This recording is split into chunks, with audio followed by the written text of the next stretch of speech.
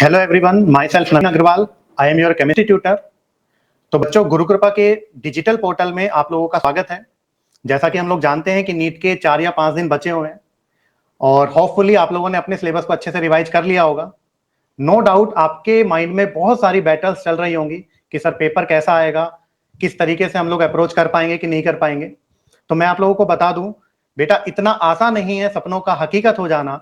कभी दुनिया से तो कभी खुद से लड़ना पड़ता है और इस लड़ाई में अपने आप को बेटा आप लोग बिल्कुल भी अकेला ना समझे। पूरी गुरु कृपा की टीम आप लोगों के साथ है और हमेशा साथ रहेगी। इस टाइम पर क्या होता है बेटा, जब कम टाइम बचता है तो बच्चों का एक क्वेश्चन आता है कि सर इन 4 या 5 दिनों में हम लोग क्या करें जिससे हम लोग अपने नंबर्स को इंप्रूव कर पाए अच्छे से। क्या चीज पढ़ना चाहिए इस टाइम पर। तो बच्चों, पिछले 5 साल के एनालिसिस के बेसिस पर हम लोगों ने एक पीपीटी तैयार की है, जिससे आप लोग यहाँ पर देख सकते हैं कि किस तरीके से किस पोर्शन में कितने नंबर को क्वेश्चंस आप लोगों से पूछे गए हैं, जिससे आप लोग इंपॉर्टेंट चैप्टर्स का और इंपॉर्टेंट टॉपिक्स का एनालिसिस कर सकते हैं ना। तो यहाँ पर बेटा अगर हम लोग टोटल 50 क्वेश्चंस की बात करें केमिस्ट्री में, तो ऑन एन एवरेज 24 से 25 क्वेश्चंस जो हैं वो 11th के पोर्शन से आते हैं और लगभग 25 से 26 क्वेश्चंस लगभग 12th के पोर्शन से आते हैं। अगर मैं 50 क्वेश्चंस में टोटल न्यूमेरिकल क्वेश्चंस की बात करता हूं तो लगभग 7 to 8 क्वेश्चंस होते हैं जो न्यूमेरिकल बेस्ड होते हैं। बाकी जो 40 to 43 क्वेश्चंस होते हैं वो थ्योरेटिकल बेस्ड होते हैं। मतलब अगर आप लोग सही तरीके से एग्जाम को करें तो आप लोग 50 क्वेश्चंस ऑन अराउंड 45 से 50 मिनट में केमिस्ट्री में कर सकते हैं बिना पैनिक हुए, क्योंकि न्यूमेरिकल पोर्शन इतना ज्यादा नहीं है। 7 to 8 क्वेश्चंस ही पिछले 5 साल से न्यूमेरिकली पूछे जा रहे हैं ना। तो अगर हम लोग बच्चों यहाँ पर फिजिकल केमिस्ट्री की बात करते हैं तो फिजिकल केमिस्ट्री में टोटल हमारे 8 चैप्टर यहाँ पर हैं। तो सबसे पहले चैप्टर की अगर हम लोग बात करते हैं some basic concept of chemistry, जिसे मोल कॉन्सेप्ट के नाम से जानते हैं, इसमें से ऑन एन एवरेज हर साल 1 से 2 क्वेश्चंस यहाँ पर आ रहे हैं। और इनमें से जो इंपॉर्टेंट टॉपिक्स हैं बच्चे, एक तो है लिमिटिंग रिएजेंट, कि आप लोगों को एक रिएक्शन दे दी जाएगी, उनमें से आप लोगों को रिएक्टेंट का अमाउंट दे दिया जाएगा और प्रोडक्ट का अमाउंट पूछ लिया जाएगा। और दूसरा बेसिक जो क्वेश्चन आ रहा है इस चैप्टर से वो है बेटा मैक्सिमम नंबर ऑफ एटम्स और मॉलिक्यूल्स। आपको पूछेगा 4 ऑप्शन देके इनमें से किसमें नंबर ऑफ मॉलिक्यूल्स ज्यादा है या कम है। तो ये कुछ क्वेश्चन है जो आप लोगों को देखकर जाना जरूरी है। सेकंड चैप्टर है बेटा स्ट्रक्चर ऑफ एटम। इसमें से 3 टॉपिक्स पे जनरली काफी सारे क्वेश्चंस आ रहे हैं और ऑन एन एवरेज 2 से 3 क्वेश्चंस हर साल पूछे जा रहे हैं। बोहर एटॉमिक मॉडल बहुत ज्यादा इंपॉर्टेंट है। इसमें आपको रेडियस, वेलोसिटी और एनर्जी का जो फॉर्मूलाज होते हैं वो आपको पता होने चाहिए, जो आप लोग लाइमन बामर सीरीज पढ़कर आए हैं। उसमें मिनिमम वेवलेंथ और मैक्सिमम वेवलेंथ का जो डेटा आप लोगों का होगा वो आपसे पूछा जा सकता है। दूसरा जो क्वांटम मैकेनिकल मॉडल होता है जो आप लोग पढ़कर आए डी ब्रोगली। सेकंड आप लोग पढ़कर आए हाइजेनबर्ग अनसर्टेनिटी प्रिंसिपल। तो इस पर भी काफी क्वेश्चंस आप लोगों के पूछे गए हैं। और थर्ड नंबर पर जो आप लोगों के क्वांटम नंबर के क्वेश्चन होते हैं एन एल एम एस, आप लोगों को इसमें आपको 4 ऑप्शन दे दिए जाएंगे और पूछेगा correct set of quantum number कौन सा है। और उसमें एनर्जी से भी रिलेटेड कर सकते हैं, आप लोगों को रूल्स ऐड कर सकते हैं, पाउली रूल या फिर हुंड रूल, उससे रिलेटेड आपसे क्वेश्चन पूछा जा सकता है। थर्ड चैप्टर है आप लोगों का बेटा फिजिकल केमिस्ट्री का थर्मोडायनेमिक्स। इसमें भी ऑन एन एवरेज 1 से 2 क्वेश्चन हर साल पूछे जाते हैं और इसमें जो इंपॉर्टेंट क्वेश्चंस हैं वो है बेटा फर्स्ट लॉ ऑफ थर्मोडायनेमिक्स से। क्यू और डब्ल्यू का डेटा देकर आपसे डेल्टा ई पूछा जा सकता है या डेल्टा ई और डब्ल्यू का डेटा देकर आपको क्यू पूछा जा सकता है।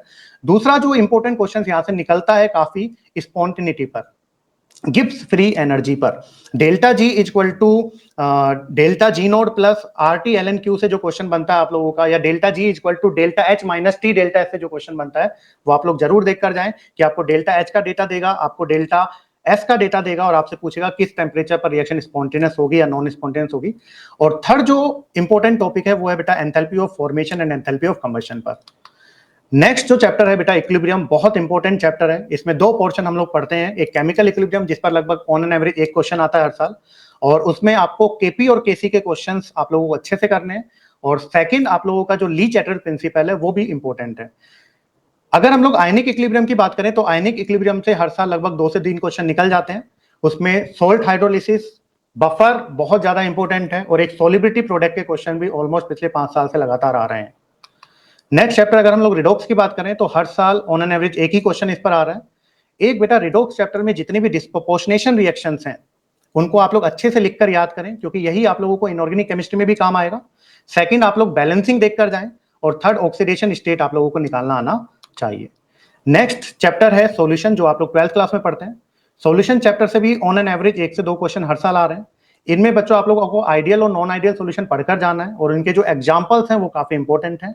कोलिगेटिव प्रॉपर्टी पर ऑलमोस्ट हर साल एक क्वेश्चन आ रहा है, तो उसको अच्छे से पढ़ना है, और जितने भी कंसंट्रेशन टर्म्स हैं वो आप लोगों को अच्छे से आनी चाहिए, उस पर भी एक क्वेश्चन ऑन एवरेज आ रहा है। तो नेक्स्ट चैप्टर है बेटा इलेक्ट्रोकेमिस्ट्री। इससे भी ऑन एन एवरेज लगभग 2 से 3 क्वेश्चन हर साल आ रहे हैं। इसमें जो इंपॉर्टेंट टॉपिक है बेटा, सबसे पहले है नस्ट इक्वेशन, और नस्ट इक्वेशन में जो ई सेल के जो क्वेश्चंस रिलेटेड हैं, E cell equal to E nought cell minus 0.0591 upon n log Q से रिलेटेड, उस पर ऑलमोस्ट हर साल एक क्वेश्चन आ रहा है। अगर मैं इलेक्ट्रोकेमिकल सीरीज की बात करूं, आपको कुछ डेटा दे देगा और ऑक्सीडाइजिंग और रिड्यूसिंग एज नेचर आप लोगों से पूछा जाएगा, उस पर भी क्वेश्चन आ सकता है, और एक फैराडे लॉ काफी इंपॉर्टेंट है। नेक्स्ट अगर हम लोग बात करें केमिकल काइनेटिक की, तो बेटा इससे भी हर साल ऑलमोस्ट 2 क्वेश्चन आ रहे हैं। जीरो ऑर्डर और फर्स्ट ऑर्डर रिएक्शन काफी इंपॉर्टेंट है, और एक आरएनएस इक्वेशन भी काफी इंपॉर्टेंट है, इसको आप लोग अच्छे से देखकर जाएं। तो फिजिकल केमिस्ट्री में आप लोग वो का पोर्शन लगभग कंप्लीट हो गया है। नेक्स्ट हम लोग चलते हैं बेटा इनऑर्गेनिक केमिस्ट्री में।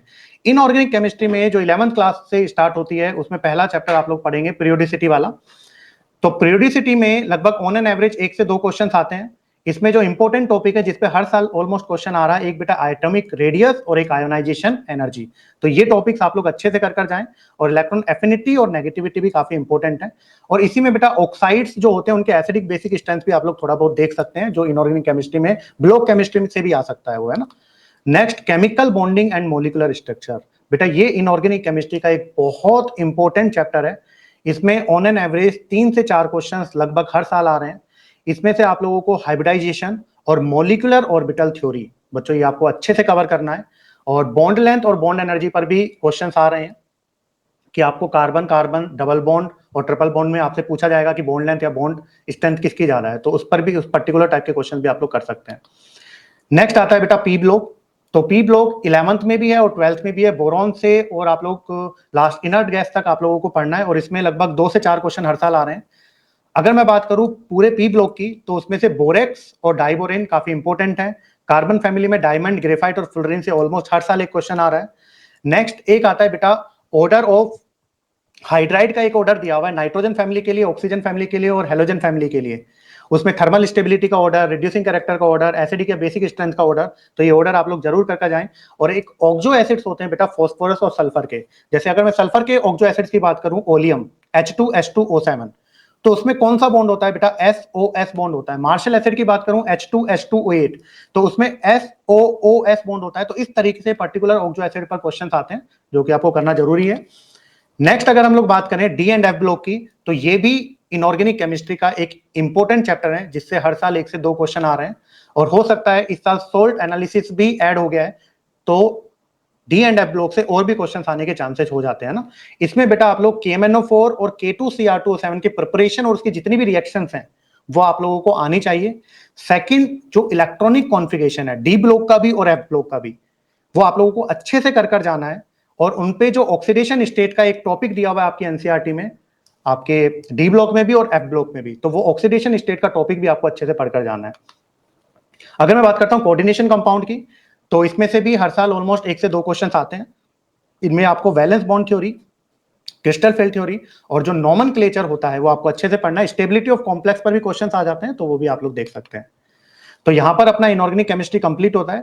थर्ड पोर्शन अपना है बेटा ऑर्गेनिक केमिस्ट्री, जिसमें से सबसे पहले है some basic principle and techniques, GOC कर हम लोग बोलते हैं।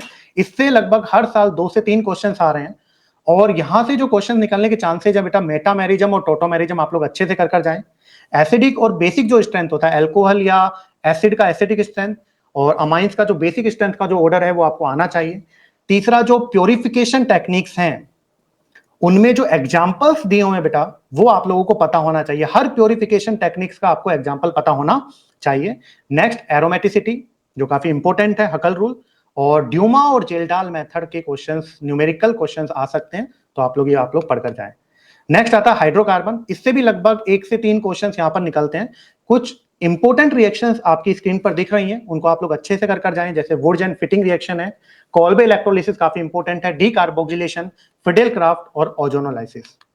नेक्स्ट अगर हम लोग बात करें halo alkane and hello Erin, इस पर लगभग ऑन एन एवरेज 1 से 2 क्वेश्चन आता है। इनमें भी कुछ इंपॉर्टेंट रिएक्शंस है जो आपको पढ़कर जानी है। डार्जन प्रोसेस हो गया, फिंकरस्टाइन रिएक्शन हो गया, स्वार्ट्स रिएक्शन हो गई, सैंडमेयर रिएक्शंस हो गई, जो अमाइन चैप्टर में भी आएंगी, गैटरमैन रिएक्शंस हो गई। नेक्स्ट अपना चैप्टर आता है बेटा एल्कोहल, फिनोल एंड ईथर। ये भी काफी इंपॉर्टेंट चैप्टर है ऑर्गेनिक केमिस्ट्री में। इनमें से कुछ इंपॉर्टेंट रिएक्शन जो आप लोग पढ़कर जा सकते हैं, Kolbe reaction, Reimer Tiemann reaction, preparation of phenol आपको पढ़कर जाना है। 4 मेथड आपको एनसीईआरटी में दिए हुए हैं प्रिपरेशन ऑफ फिनोल के, उनको अच्छे से आपको करना है। नेक्स्ट हो गया विलियमसन ईथर सिंथेसिस, ये भी काफी इंपॉर्टेंट रिएक्शन है। और अल्कोहल का जो ल्यूकास टेस्ट होता है वो आपको पढ़कर जाना है। बेटा एल्डिहाइड, कीटोन और कार्बोक्सिलिक एसिड, ऑर्गेनिक का जो सबसे बड़ा चैप्टर है उसको आप लोगों को अच्छे से कर जाना है। इसमें बेटा लगभग आपके 3 से 4 क्वेश्चन पूछे जा सकते हैं। इसमें बहुत सारी रिएक्शंस हैं, सारी नेमिंग रिएक्शंस को अच्छे से आप लोगों को कर जाना है। जैसे रोजेन-मून रिएक्शन हो गया, स्टेफन रिडक्शन हो गया, इटार्ड रिएक्शन हो गया, गाटरमान-कोच रिएक्शन हो गया। एक बेटा अमोनिया डेरिवेटिव की रिएक्शंस भी होती हैं, वो भी आप लोग कर सकते हैं। एडिशन ऑफ अमोनियम बाइसल्फाइड, ये अच्छे से कर जाएं कि कौन सा कीटोन ये रिएक्शन नहीं देगा, क्वेश्चन बन सकता है वहां से। एल्डोल और कैनिजारो रिएक्शन तो अपने आप में काफी ज्यादा इंपॉर्टेंट है ही। कुछ टेस्ट हैं, टोलेन टेस्ट, फेलिंग और आयोडोफोम टेस्ट, इसको अच्छे से कर जाएं। हेल वोलार्ड जेलेंस्की रिएक्शन है, HBZ रिएक्शन कार्बोक्सिलिक एसिड की, वो करें। और एक क्वेश्चन आता है बेटा कार्बोक्सिलिक एसिड की रिएक्शन ग्रिग्नार्ड रिएजेंट के साथ, तो वो आप लोग अच्छे से कर जाएं। अमाइन चैप्टर आप लोगों को अच्छे से पढ़ने की जरूरत इसलिए है क्योंकि काफी सारे अगर आप लोग रिएक्शंस देखते हैं जिसमें A, B, C, D वाले ऑप्शंस आते हैं कि A क्या बनेगा, B क्या बनेगा, C क्या बनेगा, तो लिंकिंग के लिए बहुत अच्छी चैप्टर है। तो इसमें आप लोगों को डाई एजोटाइजेशन वाली जो रिएक्शंस होती हैं वो आप लोगों को पढ़कर अच्छे से जानी है।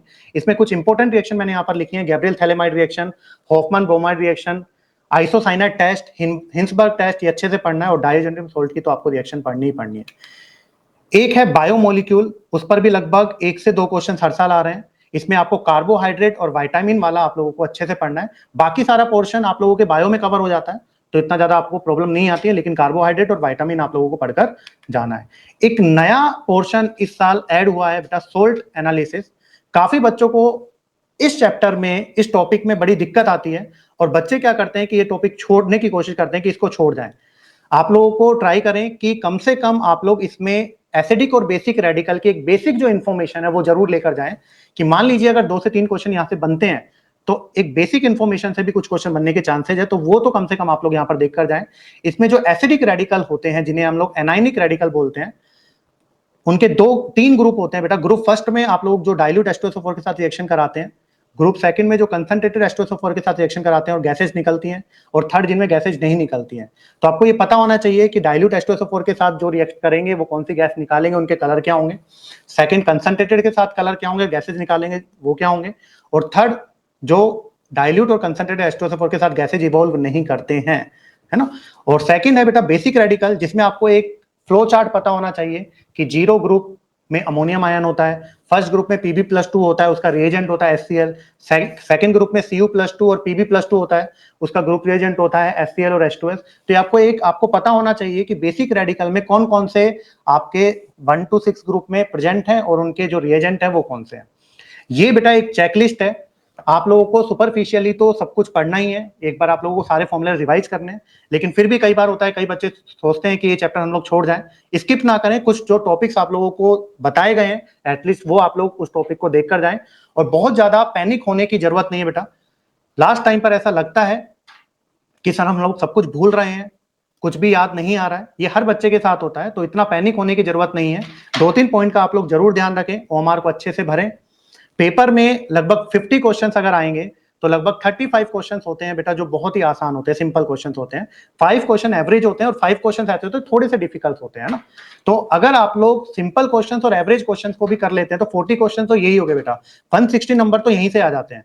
फिर आप लोगों को 5 क्वेश्चन का बैटल है, तो इतना पैनिक होने की जरूरत नहीं है। अगर आपको लगता है कि 2-3 क्वेश्चन हमसे नहीं हो रहे हैं, हम लोग ब्लैंक हो गए हैं, तो 1 मिनट रुकें और अच्छे से आप लोग सोचें और फिर अपना पेपर वापस से क्या करें बेटा, स्टार्ट करें। एक चीज मैं आपको बता दूं बेटा कि जब समय लगे विरुद्ध भागने, लगे चारों तरफ भय जागने, तो काले वन में जुगनू बरसी, जीवित एक आस रखना, खुद पर बस विश्वास रखना। और ये जो अपना पेपर है बस फेथ का है, विश्वास का है, आप लोग बहुत अच्छा करेंगे, ये हम लोग उम्मीद करते हैं, और आप लोग अपने मिशन में सक्सेसफुल हो। Best of luck.